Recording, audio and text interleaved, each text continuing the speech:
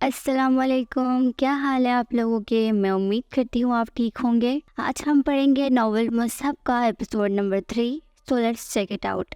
صبح کالج بس کے لیے وہ اسٹاپ پر کے بینچ کی طرف آئی تو ذہن ابھی تک ادھر ہی الجھا تھا۔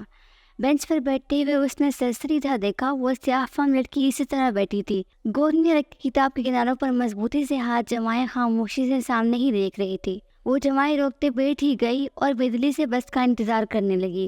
اس نے وہی کل والا اجرک کا کرتا جینس کے اوپر پہن رکھا تھا اور بال اونچی پونی میں بندھے تھے۔ سوچ وہی فواد کے ارد گرد گھوم رہی تھی۔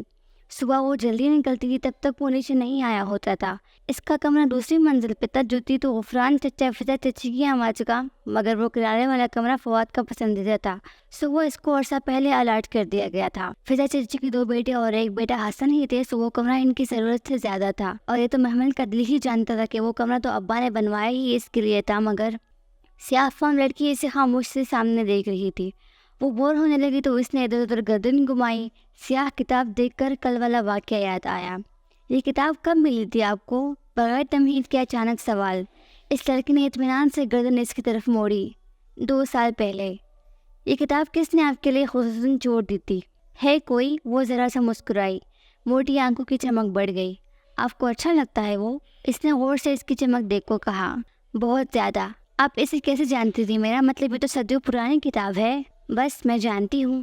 اور یہ کتاب، یہ آپ کو آپ کا ماضی، حال اور مستقبل کیسے دکھاتی ہے؟ اس میں سب لکھا ہے، گزرے واقعات اور جو میرے ساتھ پیش آنے والا ہے، مجھے ایسے موقع پر کیا کرنا ہے، سب لکھا ہے۔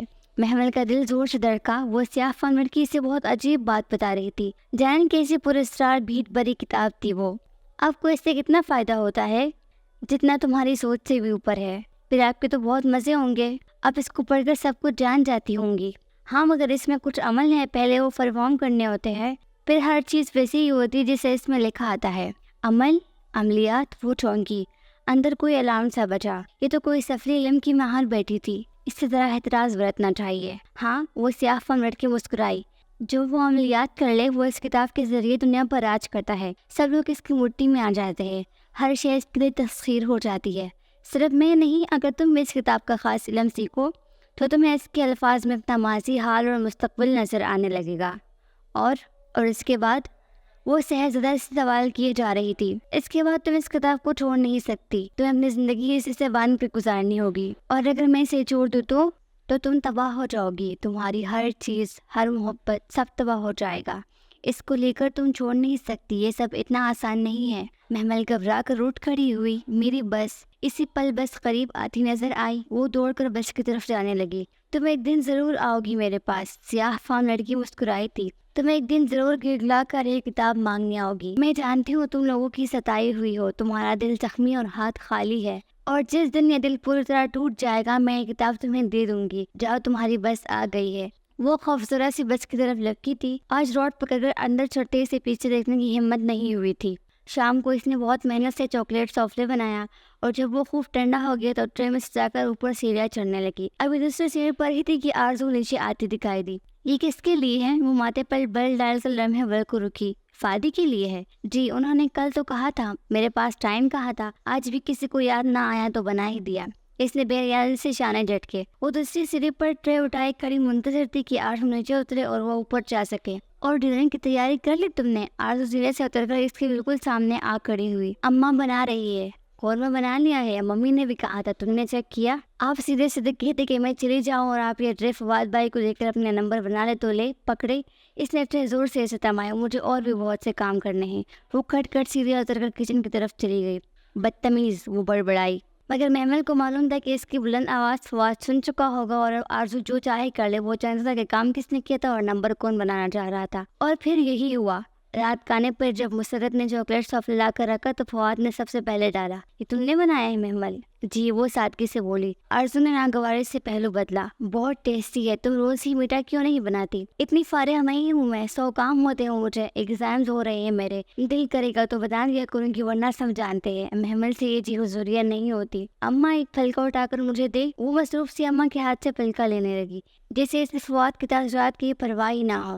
وہ تائیدن سر ہلا کر سوفلے کھانے لگا، مگر بار بار نگاہ بھٹک کر اس کے مومی چہرے پر جا ٹکتی تھی، جو بہت مگن سی ابھی تک کھانا کھا رہی تھی۔ سوفلے کو ابھی تک اس نے ہاتھ بھی نہیں لگایا تھا۔ وہ کچن میں کڑی سنک کے سامنے دوپہر کے جھوٹے برتن دھو رہی تھی جب سامنے بڑی سی کھڑکی کے پار آسمان پہ سرمئی بادل اکٹھے ہونے لگے۔ وہ ابھی تک اسپنج پلیٹوں پہ ماٹے ہوئے اس سیاہ فام لڑکی کے متعلق سوچے جا رہی تھی جس سے وہ گزشتہ کچھ دنوں سے احتراز برت رہی تھی۔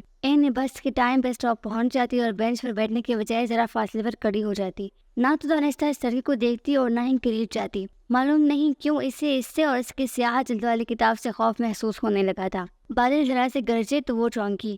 نیل کو سنہری شام پہ ذرا سی دیر میں چھایا ہو گئی تھی۔ بجلی چمکی اور یکایک موٹی موٹی بوندیں گرنے لگی۔ محمل نے جلدی جلدی آخری برتن دھو کر ریک میں سجائے، ہاتھ دھوئے اور باہر لان کی طرف بھاگی۔ بارش دیکھ کر اس کا دل یوں ہی مچل جایا کرتا تھا۔ محمل جاؤں مسرت سے کہو، بلکہ تائی مہتاب جو برآمدے میں کرسی پہ بیٹھی لڑکیوں سے گپ شپ میں مصروف تھی اسے آتے دیکھ کر حکم صادر کرتے کرتے رکی۔ اس کے چہرے میں بارش میں کھیلنے کا شوق رقم تھا۔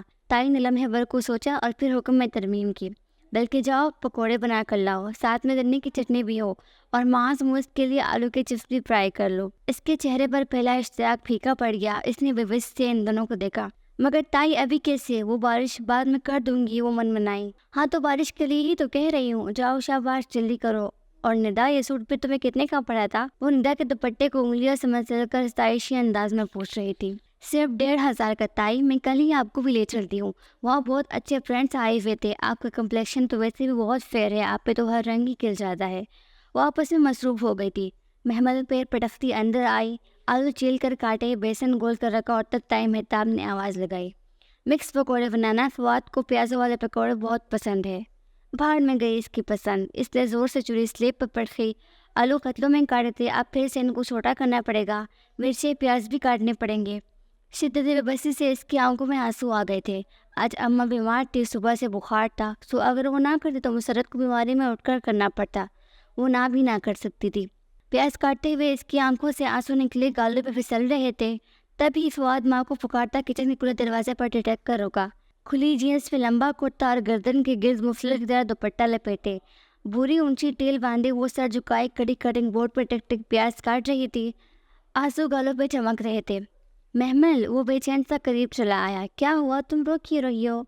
میری مرضی، آپ لوگوں کو تو بس اپنے گانے سے عارض ہوتی ہے۔ فواد کے دل میں جگہ بنانے کے سارے ارادے بلا کر وہ تڑخ کر بولی، پھر بھی کسی نے کچھ کہا ہے؟ یہاں کہتا کوئی نہیں ہے، سب حکم صادر کرتے ہیں۔ اس نے چھری والے ہاتھ کی پشت سے گال صاف کیا، اور مجھ سے بھی کوئی بات نہ کرے، میں بہت غصے میں ہوں، یا تو چھری مار دوں گی یا پکوڑوں میں زہر ملا دوں گی۔ اچھا، وہ پتہ نہیں کیوں ہنس دیا تھا۔ وہ رک کر اسے دیکھنے لگی۔ آپ کیوں ہنسے؟ کچھ نہیں، خیر پکوڑے بناؤ اور مکس والے بنانا۔ وہ اپنی پسند بتا کر لمبے لمبے ڈگ برتا باہر نکل گیا۔ اس کے آنسو پھر سے بہنے لگے۔ جانے کے سبول پن میں وہ یہ سوچ رہی تھی کہ اگر وہ اس کی مٹھی میں آ گیا تو۔ اس نے نفے میں سر جھٹکا، وہ سب ایک جیسے تھے، بے حس، خود غرض، مطلبی۔ اور جب تک پکوڑے بنے بارش ہلکی ہو چکی تھی، وہ سب لڑکے لڑکیاں برآمدے میں بیٹھے 2 منٹ میں ہی پکوڑے چٹ کر گئے تھے، اور اب حسن سب کو لانگ ڈرائیو پہ لے جانے کا پلان بنا رہا تھا۔ تم لوگ بھی کیا یاد کرو گے کس سخی سے پالا پڑا تھا؟ وہ ٹانگ پہ ٹانگ رکھے بیٹا فرضی کالر جھاڑ کر کہہ رہا تھا۔ حسن فضا چچی کا بیٹا اور ندا سامیہ کا بھائی تھا، شکل میں ندا سے مشابہ تھا، بڑی بڑی پرکشش آنکھیں اور سانولی رنگت، البتہ عادتوں میں قدرے مختلف تھا۔ اس نے فضا کی میٹھی زبان تو مستعار لی تھی مگر کڑوا دل نہیں لیا تھا۔ وہ گھر کا واحد فرد تھا جو دل کا بھی اچھا تھا، رنگو صاف دل اور ہینڈسم۔ ابھی وہ آفس سے آیا تھا اور کوٹ کرسی کے پیچھے ٹکائے آستینے فولڈ کی بیٹا وہ تکن کے باوجود سب کو آؤٹنگ پہ لے جانے کی دعوت دے رہا تھا۔ کون چلے گا؟ سامیہ بلند آواز میں پوچھنے لگی تو محمل بھی دل میں چلتی خواہش کے باعث قریب آ گئی۔ میں بھی چلوں گی۔ سب نے رک کر اسے دیکھا۔ کندھے پہ پرس لٹکائے، بالوں کو اسٹائلش بینڈ میں جکڑی آرزو نے جو اندر سے باہر آ رہی تھی، قدر ناگواری سے اسے دیکھا۔ ان کو بھی یہ شوق ستانے لگے ہیں۔ اور پھر سبھی ساتھ ساتھ بولنے لگے، تمہاری جگہ نہیں بنے گی، ہم پاپا کی ہائیس لے کر جا رہے ہیں، سب کی سیٹیں پوری ہے، تم باہر جا کر کیا کرو گی؟ سدرا تمسخرانہ ہنسی۔ مہتاب تائی کی فوٹو کاپی۔ بیٹا جان، آپ کے تو ایگزامس ہو رہے ہیں۔ فضا چچی بہت فکر مندی اور پیار سے اسے دیکھ رہی تھی۔ خوب دل لگا کر پڑھو، آپ نے بہت اچھے مارکس لینے ہیں، جاؤ شاباش، کورس کم از کم 2 دفعہ ضرور ریوائز کرنا، ابھی شروع کرو گے تو رات تک پورا ہوگا۔ تائی مہتاب نے فضا چچی کی بات ختم ہونے کا انتظار کیا اور پھر تیزی سے بولی، نہ تم نے باہر جا کر کیا کرنا ہے؟ رات کا کھانا کون بنائے گا؟ ماں الگ ڈرامے کر کے بستر پر پڑی ہے، کوئی پوچھنے والا ہے ان کو، بس مفت کی روٹیاں توڑے جاتے ہیں۔ فواد نے لمحے بھر کو کچھ کہنا چاہا، پھر خاموش رہا، اور حسن جو خاموشی سے ساری کارروائی دیکھ رہا تھا بالآخر کہہ اٹھا، کوئی مہمان سے بھی تو پوچھے کہ وہ چاہتی کیا ہے۔ ہاں اب ہم اس سے پوچھتے رہے، تائی بگڑ کر بولی۔ لمحے بھر کو حسن بالکل چپ ہو گیا، مگر فضل چچی نے بیٹے کے جاڑے جانے پر واضح برا مانا۔ جاؤ تم اندر جاؤ، وہ بس اتنا ہی کہہ سکی۔ تائی مہتاب سے مقابلہ کرنا ان کے بس سے باہر تھا۔ وہ پیر پٹکتی بھاگ کر کچن میں آئی اور سنک پر سر جھکائے پھوٹ پھوٹ کر رونے لگی۔ کافی دیر بعد روتے روتے سر اٹھائے تو کیونکہ پار ڈرائی وے پر باہر نکلتی ہائی ایس دکھائی دی۔ اس میں تو ایک دو لوگوں کی جگہ تو واضح طور پر بن جانی تھی۔ بے اختیار اس کا دل چاہتا کہ وہ رات کے کھانے میں زہر ملا دے، اور کاش وہ ایسا کر سکتی۔ ساری رات وہ اپنے سے آنسو بہاتی رہی، ٹھیک سے سو بھی نہ سکی۔ صبح اٹھی تو سر بھاری سا ہو رہا تھا، بمشکل ہی ایک سوکھا تو وہ سر چائے کی آدھی پیالی خلق سے اتاری اور باہر نکل آئی۔ اسٹاپ پہ معمول کی ٹھنڈی صبح اتری تھی۔ بینچ پر وہ سیاہ فام لڑکی ویسے ہی خاموش سے سیٹ میں دیکھ رہی تھی۔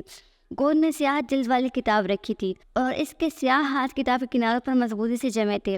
آج وہ قطرے تکے کی اور کچھ مرتا تھی، سجا کر ہی بینچ پر بیٹھ گئی۔ 10 منٹ ہی کاٹنے تو اتنا کیا احتراز برتنا۔ سیاہ فام لڑکی نے ذرا سی گردن اس کی جانب موڑ لی۔ رات کو ٹھیک سے سوئی نہیں، بس ایسے ہی۔ وہ دوسری جانب دیکھنے لگی۔ سامنے سڑک خالی تھی، دوسری طرف اکا دکا لوگ بس کے منتظر ٹہل رہے تھے۔ لوگوں کی ستائی ہوئی ہو؟ اس نے چونک کر اسے دیکھا۔ آپ کیسے کہہ سکتی ہیں؟ محتاط انداز میں پوچھا۔ تمہارے چہرے پر لکھا ہے، تمہارا دل غمگین اور روح بوجھل ہے، تم تکلیف میں ہو اور لوگوں کی باتیں تم سے برداشت نہیں ہوتی ہے نا؟ معلوم نہیں، اس نے بظاہر لاپرواہی سے شانے جھٹکے، البتہ اندر دل زور سے دھڑکا تھا۔